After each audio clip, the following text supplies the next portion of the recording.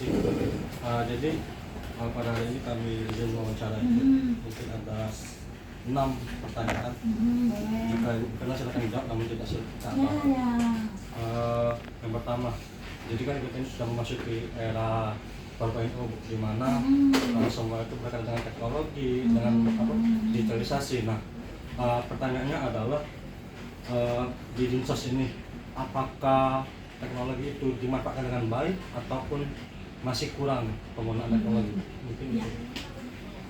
Baik, terima kasih. Jadi untuk pertanyaan tadi bahwa bagaimana dinas sosial menyikapi perubahan global yang saat ini semua sudah serba teknologi. Jadi untuk dinas sosial memang kita harus tidak harus, wajib tidak wajib, harus bisa menyesuaikan. Itulah namanya dengan kepemimpinan transformasional ya. Jadi seorang pemimpin itu harus bisa beradaptasi dan menyesuaikan dengan perkembangan zaman, termasuk dengan perubahan teknologi. Jadi sekarang kita sudah memakai teknologi, mulai walaupun secara bertahap ya, karena teknologi itu untuk usia sekarang seperti yang kalian ya mungkin cepat menyesuaikan, karena memang dari kecil, dari era kalian sudah mulai dengan teknologi. Tapi kalau untuk yang senior itu mungkin pegawai khususnya pemimpin atau pegawai yang senior itu harus menyesuaikan dulu, karena ini perkembangan teknologi ini kan cepat berubahnya kan. Nah, jadi kita sudah mulai menyesuaikan, terutama kita mulai dari sistem administrasi, kita sudah pakai dengan teknologi, kemudian laporan kinerja itu sudah langsung pakai aplikasi. Kemudian untuk seluruh data yang ada sekarang tidak lagi menggunakan data manual, tapi menggunakan aplikasi. Contoh yang ada di kita ini adalah data DTKS, data terpadu kesejahteraan sosial, menggunakan aplikasi SIG-NG. Karena kita ruang lingkupnya dinas sosial, ya kita berbicara di lingkup dinas sosial. Jadi contoh aplikasi yang ada di dinas sosial itu SIG-NG ya, sistem informasi, saya lupa panjangannya, nanti dicatat ya. Itu menggunakan teknologi tentang data kemiskinan. Ya, new generation kalau nggak salah itu informasi new generation. Jadi itu yang mengcover seluruh data kemiskinan, data fakir miskin. Jadi masyarakat dengan kriteria tertentu, mungkin kalian tahu bahwa pemerintah ini memberikan jaminan sosial kepada masyarakat yang kurang mampu. Nah, jaminan yang diberikan itu melalui data itu tadi, melalui data terpadu kesejahteraan sosial tadi, melalui sistem SIG-NG tadi ya, begitu. Hal-hal lain banyak, kearsipan itu sudah pakai teknologi ya. Kemudian juga sekarang bukan hanya karena di latar belakangi dengan situasi COVID kemarin, tetapi sudah memang eranya bahwa kita rapat tidak perlu lagi bertemu tatap muka. Rapat sudah kita banyak melalui Zoom meeting, baik di tingkat lokal maupun di pemerintah pusat. Jadi sekarang nggak harus kita datang misalnya ke Jakarta mengadakan pertemuan, tapi pertemuan diintensifkan melalui Zoom meeting, seperti itu. Baik, berarti komunikasinya itu baik ke dalam atau keluar sudah digital. Sudah digital. Contoh kecil saja ya, kita sudah sekarang sudah ada sistem informasi digital ya, tentang administrasi. Kita ada Srikandi, kita ada Sindi, bahwa seluruh pimpinan, setiap pimpinan itu tidak hanya bisa mendisposisi surat melalui manual, tapi sudah melalui aplikasi ya. Kita harus sudah Srikandi, kita ada Sindi, jadi sistem informasi itu ini melalui aplikasi semuanya sekarang. Semua dari aspek perencanaan ya, dimulai dari aspek perencanaan sampai pelaksanaan itu sudah mengikutsertakan melalui sistem digitalisasi gitu. Sekarang kan kalian nggak tahu mungkin bahwa kita nanti KTP digital. Oke, itu mungkin sosialisasinya masih belum menyebar luas, tapi ini sudah mulai bertahap dilakukan oleh Dukcapil. Kita akan ada KTP digital, jadi nggak perlu lagi kartu segala macam apapun sekarang nggak perlu lagi pakai kartu, cukup kita pakai NIK, basicnya NIK sudah semuanya bisa terakses semua. Itulah hebatnya teknologi. Jadi nanti kita bisa pakai akses bank itu nggak pakai kartu ATM, semuanya pakai digital ya. Jadi itu aja semuanya tuh ya. Tadi sudah menyebutkan komunikasi digital, lalu ada inovasi di bidang digital. Lalu timbul suatu pertanyaan Bu, apakah menurut Ibu pribadi apakah saja sih kelebihan dan juga kekurangan dari pemanfaatan digital ini Bu? Ya pastinya banyak ya, ada sisi positif dan negatifnya ya. Walaupun karena kita tidak perkembangan di era 4.1 ini ya, tidak tidak kita tutupi kemungkinannya, kita harus mengikuti. Tapi memang ada juga kelemahannya di satu sisi.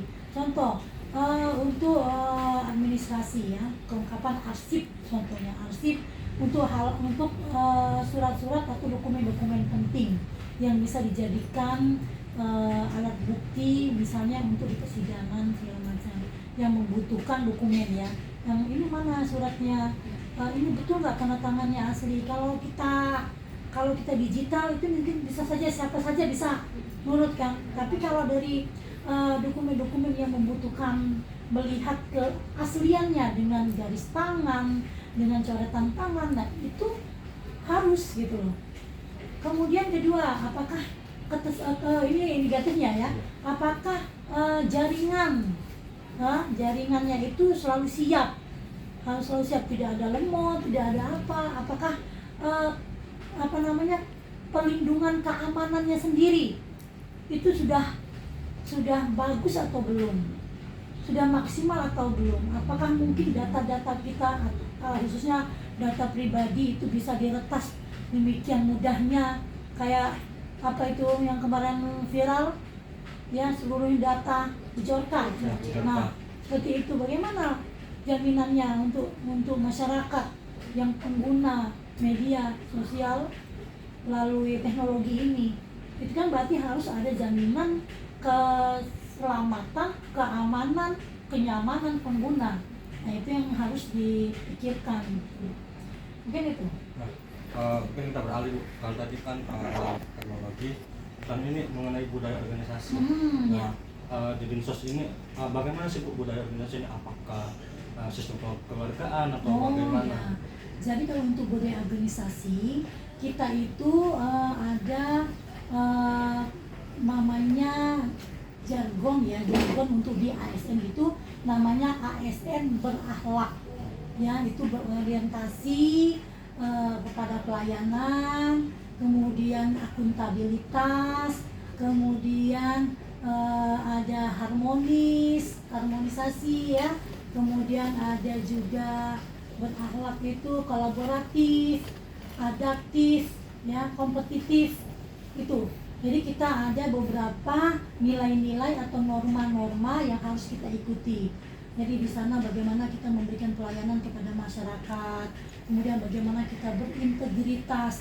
Integritas itu seperti apa? Integritas itu bahwa kita pertama jujur, kedua kita amanah, ya kita amanah, kemudian kita melakukan tugas itu berdasarkan apa? Berdasarkan pedoman yang berlaku, tidak keluar dari ketentuan yang berlaku. Kemudian kita juga harus mampu beradaptasi dengan lingkungan sekitar. Lingkungan itu bukan saja kepada hubungan kepada atasan, tapi hubungan kepada bawahan dan hubungan dengan sesama rekan kerja. Tadi yang disampaikan, bagaimana kekeluargaannya? Kekeluargaan tetap, apalagi kita budaya timur ya. Tetapi tidak berarti kekeluargaan itu mengedepankan profesional. Jangan tanda kutip, ya. Jangan tantang mentang-mentang keluarga, ini keluarga saya. Diperlakukan lebih dari yang lain, didahulukan ini keluarga saya, karena kita perasaan ini kekeluargaan dong, ini itu. Tidak harus mengedepankan, tetap berprofesional seperti itu ya. Kemudian yang pasti itu tidak KKN, kemudian kita menjauhkan dari pungli. Sekarang kan seluruh program yang kita laksanakan itu kan tanpa berbayar. Contoh buat KTP kita tidak bayar, tidak ada lagi yang dikenakan perizinan, itu tidak dikenakan lagi biaya, sudah zero biaya ya. Jadi seperti itu. Jadi tetap budaya-budaya kerja kita laksanakan, disiplin. Kemudian sekarang ini yang lebih dituntut lagi karena ini teknologi ya, seluruh ASN khususnya yang ada di Palembang ini harus mampu beradaptasi menyesuaikan dengan keadaan, dan yang lebih pasti itu harus lebih inovasi. Nah, kita dituntut sekarang kita tidak bukan zamannya lagi harus berdiam diri hanya mencontoh kegiatan atau program-program yang lalu, cuman itulah itu tidak, bukan zamannya lagi. Sekarang zamannya bagaimana kita mengimprovisasi, kita menginovasi kegiatan, berkreativitas. Jadi berkembang ya. Jadi tiap program itu bukan program yang itu saja. Jadi berkembang tadi menyesuaikan dengan kebutuhan, menyesuaikan dengan kondisi, dan menyesuaikan dengan rule atau peraturan yang berlaku. Mungkin itu. Tadi Ibu menemukan dalam jargon itu ada kolaboratif. Ya. Nah, sejauh ini Dinsos ini berkolaborasi dengan siapa saja? Ya, jadi kolaboratif itu artinya bekerja sama, berkolaborasi dalam menciptakan atau melaksanakan sesuatu. Contoh kecil, kita berkolaborasi dengan instansi yang terkait lainnya ya.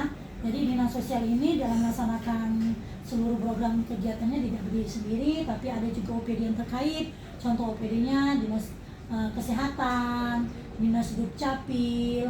Kemudian kita juga bekerja sama, berkolaborasi dengan lembaga-lembaga lainnya. Kita ada dengan di tingkat pusat kita berkolaborasi dengan kementerian, dengan Balai Budi Perkasa. Kemudian kita juga bekerja sama dengan OPD lainnya, baik contoh juga dengan mahasiswa. Kita berkolaborasi begitu ya. Jadi seandainya nih contoh kecil saja, mungkin Unsri kalian nggak pernah, tapi ada mungkin dari belum saja, mungkin semester berapa nanti kalian ada PKL kan, ada magang. Nah, kita sudah menerima beberapa mahasiswa untuk melakukan magang di sini. Itu kolaborasi lainnya banyak dengan lembaga-lembaga independen juga. Kita berkolaborasi juga dengan mitra-mitra yang lain, ya, begitu. Selanjutnya Bu, kita menyadari bahwasannya pasti ada sebuah konflik yang terjadi di organisasi kan. Nah, pertanyaannya bagaimana sih cara Ibu menyikapi ataupun memanajemen konflik tersebut di dinas sosial ini? Pertama, kita harus melakukan mitigasi risiko. Kalian tentu belajar ya, mitigasi risiko. Jadi untuk mencegah konfliknya itu kita harus mitigasi risiko. Artinya mulai dari kegiatan itu, dimulai dari perencanaan sampai dengan selesai, sampai dengan pelaporan, itu harus ada mitigasi risikonya. Jadi perencanaan harus perencanaan yang matang ya. Perencanaan yang matang itu memang sesuai, jadi sesuai dengan kebutuhan, tidak melakukan markup ya, tidak melakukan maaf. Kemudian lagi selain itu di dalam pelaksanaan itu kita selalu melakukan koordinasi dan komunikasi secara intensif. Jadi baik kepada pimpinan ya maupun kepada tim, ada teamwork. Melalui teamwork kerja kita harus melakukan komunikasi dan kerjasama ya. Kemudian itu mencegah konflik. Kemudian pengawasan juga bukan satu faktor yang penting, karena kadang-kadang yang namanya manusia ya, kadang-kadang ada yang lupa, ada yang hilaf. Kalau tidak melakukan pengawasan dilakukan siapa? Pengawasan bisa dilakukan oleh pimpinan, bisa dilakukan dengan teman kerja, atau pengawasan bisa dilakukan oleh tim kerja. Jadi saling memberikan saran dan masukan. Kalau hanya mengandalkan pengawasan dari pimpinan, karena itu sifatnya nanti hanya tunduk kepada satu komando ya. Tetapi kalau untuk arahan, masukan, itu tidak harus kita menerima mutlak dari pimpinan, tapi kita mendengar ya, bukan berarti mendengar ada masukan itu kita terima, tidak, seluruh masukan tidak kita harus terima, tapi boleh kita pertimbangkan. Nah, kalau memang seandainya itu menjadi salah satu indikator yang bisa memperbaiki dan menyempurnakan kegiatan, kita terima. Seperti itu. Jadi tetap harus ada mitigasi risiko tadi. Itu yang kadang-kadang kita suka terlewat. kita tidak memperkirakan risikonya apa. Seharusnya dari awal itu sudah kita mulai dari perencanaan kegiatan itu sudah kita mitigasi itu risikonya seperti apa. Kalau dengan pembiayaan seperti ini nanti risikonya seperti apa. Kegiatan dilaksanakan seperti ini risikonya seperti apa. Kalau kita sudah melakukan mitigasi risiko dari awal, itu konflik akan diminimalisir. Konflik yang akan terjadi diminimalisir. Itu kalau untuk urusan pekerjaan. Nah, kadang-kadang konflik ada juga di luar pekerjaan. Contoh hubungan kerja. Mungkin ada yang berkonflik antara satu dengan yang lain. Nah, inilah salah satu tugas pimpinan juga. Seorang pimpinan harus bisa merangkul, ya harus bisa mengcover jajarannya. Kalaupun berbeda pendapat, wajar, suatu hal yang wajar, itulah dinamika. Karena tidak semua satu ide, tidak semua satu pendapat. Nah, ini yang menjadi seni pimpinan. Bagaimana seorang pimpinan bisa merangkul dari yang berbagai perbedaan pendapat tadi. Nah, begitu ya. Jadi tidak harus pimpinan itu mendengar dari satu sisi. Dari yang negatif juga silakan kita dengar gitu. Kadang-kadang yang negatif, pemikiran kita menurut kita negatif, ternyata di kemudian hari bisa menjadi positif atau kebalikannya seperti itu. Mungkin itu. Mungkin terakhir Bu, sekarang lagi ada program kerja apa mungkin bisa kita kolaborasikan bersama-sama. Oh, mahasiswa dengan mahasiswa.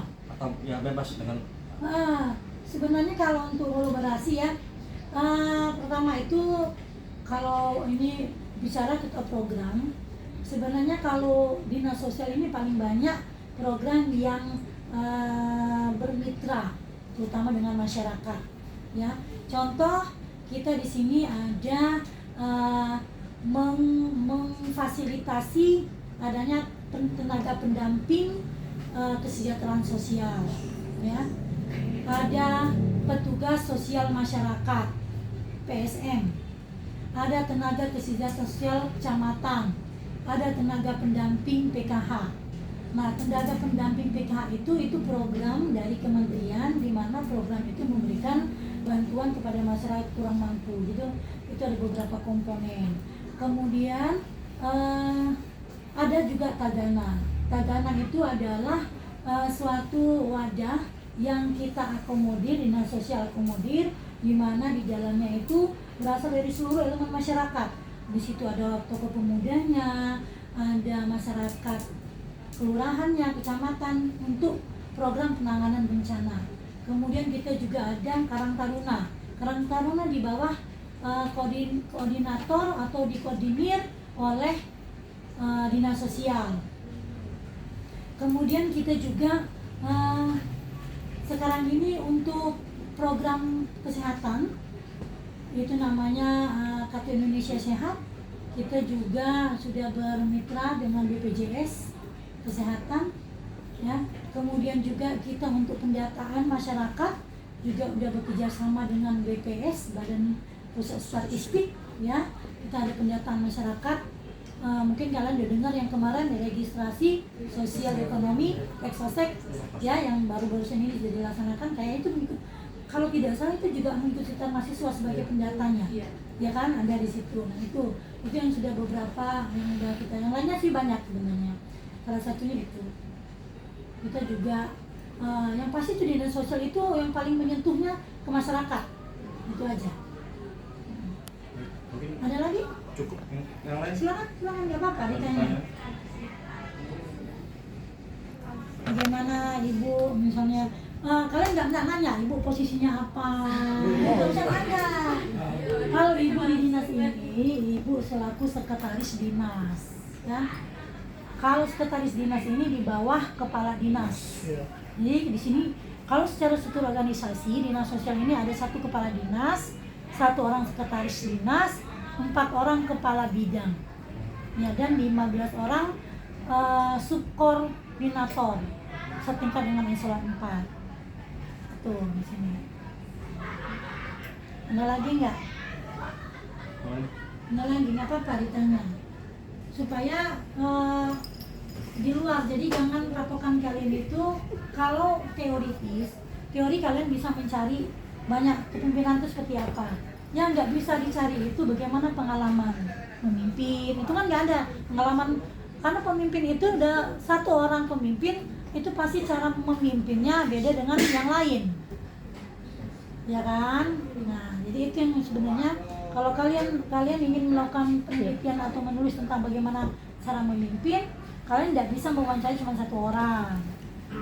Nah, karena berbeda gaya kepemimpinan A, B, C itu berbeda, ya kan? Ada yang idealismenya lebih kuat, kemudian ada juga kepemimpinan yang alon-alon asal kelakon, misalnya ya santai aja lah.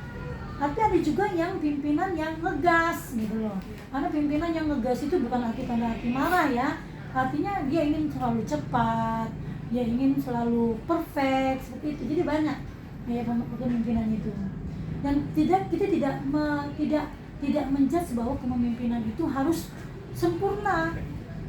Namanya manusia kan. Jadi yang di positif pemimpinan seorang pemimpin belum tentu dia ada di pemimpin yang lain. Begitu juga yang lain. Jadi tetap ada positif, ada negatifnya. Apalagi deh, sambil minum tuh ada aqua. Apalagi? Boleh tanya aja. Enggak, apalagi? Lagi kamu pas ini laporan kamu udah kata ya ampun ya lupa ditanya. Apalagi?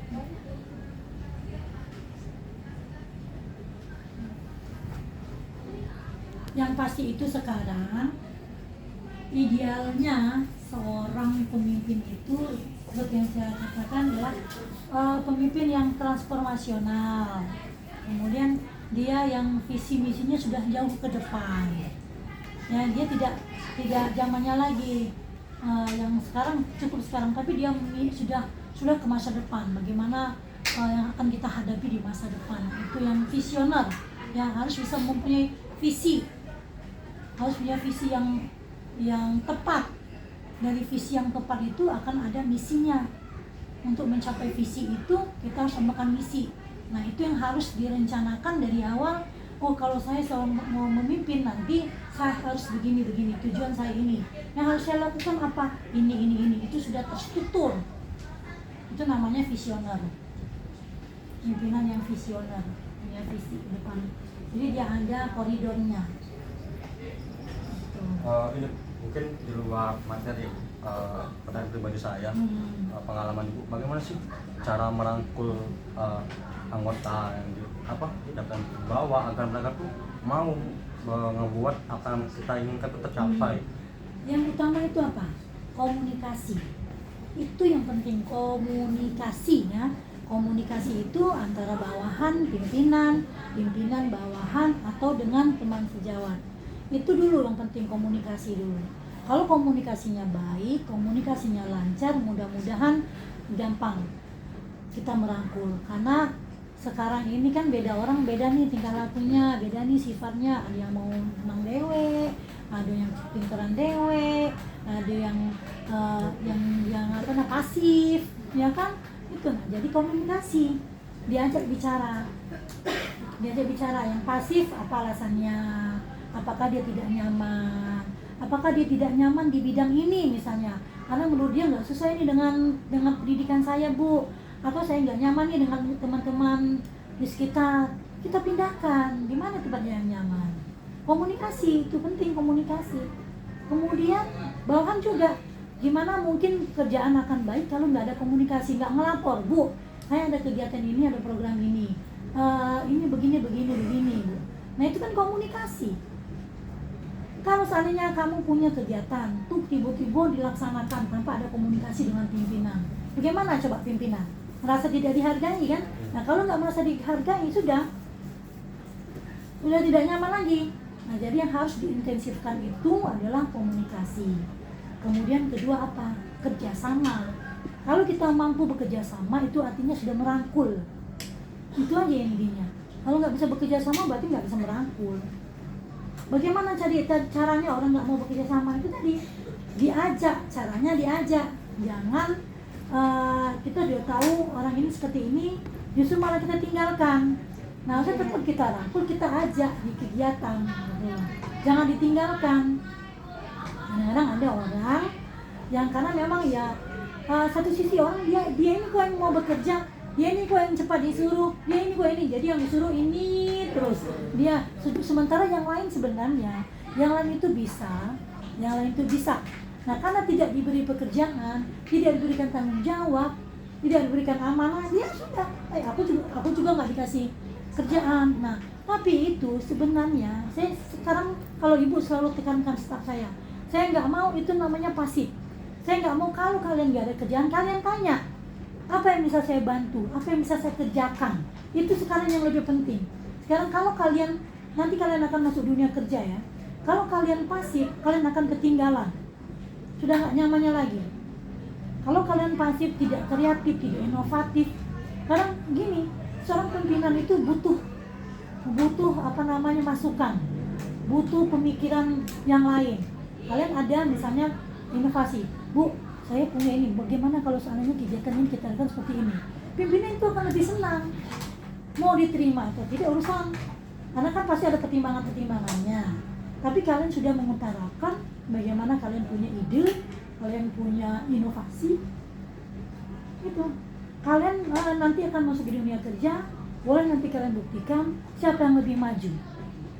Yang mana yang lebih maju, yang pasif hanya menerima tugas, atau yang mencari tugas.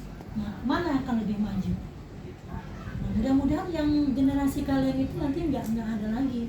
Kalau di kami masih banyak yang orang dulu itu kan ya gitu, yang nggak ada kerjaan ya sudah alhamdulillah aku santai gitu, ada masih polanya. Kalau nggak dikasih gawe alhamdulillah aku santai, aku balik. Nah itu padahal sebenarnya banyak pekerjaan yang bisa digali, kan sudah ada tupoksinya masing-masing. Nah kalau tupoksi itu uraian tupoksi, satu itu bukan kepatok satu itu, tapi satu itu bisa berkembang menjadi rincian-rincian tupoksi yang bisa kita kembangkan. Nah itu yang sekarang agak ini ya, kalau untuk yang di senior ini orang dulu lah, itu agak susah berada di situ. Tapi kalau untuk yang sekarang pegawai muda udah terjinok, sudah terlihat mereka ada lebih kreatif. Dan kalaupun di era kalian masih ada yang pasif, itu akan tertinggal, akan jauh lebih tertinggal daripada teman-teman yang lain yang memang Bu, saya tidak memandang ini tupoksi saya bukan gitu loh. Yang penting kalau misalnya dikasih, oke Bu, saya bantu, saya coba dulu, saya kerjakan dulu, walaupun ini bukan tupoksi saya, ya. Itu tapi dalam tanda kutip dalam bentuk pekerjaan ya, kedinasan ya, bukan pribadi. Kalau pribadi ngapain misalnya apa disuruh disuruh mengerjakan yang di luar dinas, ya itu bukan ini namanya. Terkait dengan urusan pekerjaan, sepanjang itu misalnya bukan tupoksi kalian, tapi kalian anggap ini akan menjadi pembelajaran, itu terima dimanapun tempat kalian bekerja. Jadi kalau misalnya kamu ngomong ini sebenarnya bukan dari aku sih, nah selagi itu kamu menganggap bisa terima, kamu coba untuk kamu kerjakan, dan kalian akan tahu oh ternyata seperti ini, itu akan menjadi ilmu, dan ilmu itu tidak akan hilang,